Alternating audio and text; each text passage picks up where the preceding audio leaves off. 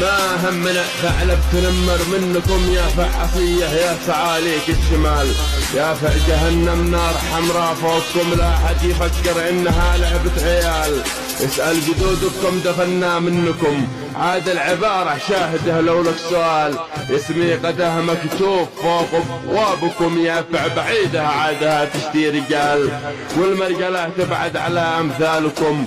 لو جيبكم نخواه فيكم بن حلال، ما تقبلوا حكم الروافض بينكم، ونشيبكم عزه وقوة للنزال. ما كانت الشيعة بطرفة نومكم، تاريخكم معروف يا ترك الشمال.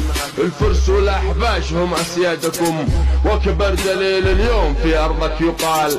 الموت لأمريكا ويده بيدكم، الموت لإسرائيل كم غيله وقال. وإيران وإسرائيل غدهم منكم، كذبا وزورا حربكم حرب احتيال.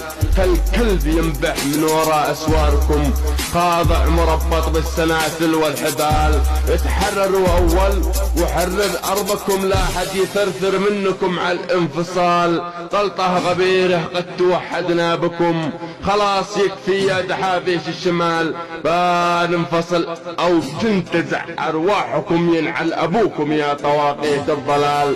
باشل حقي غصب عن أرقابكم، وابني حدودي والدماء لا سال. رايه ودوله غصب عن أخشامكم، رايه ودوله غصب عن أخشام. قال الشمالي بتظلوا كالعيال انت وامثالك، وهذا عشانكم بتحاربوا لاجل الدراهم والريال. حتى الثعالب ما بتفعل فعلكم، لانت جنوبي بقطع يدي الشمال، ابن الجنوب الحر ما هو مثلكم. انظر بلادك كيف فيها الموت صال، والذل فيكم من طبايع اصلابكم.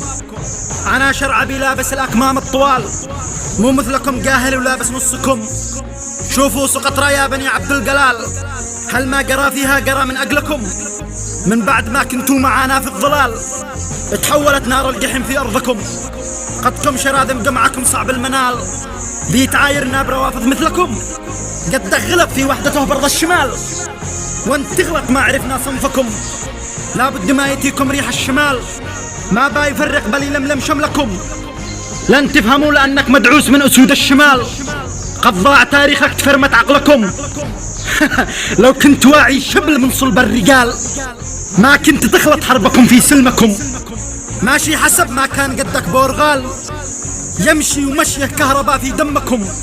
بيظل يمنا ما دام يده الشمال، ليضم يمنا وعرضي عرضكم.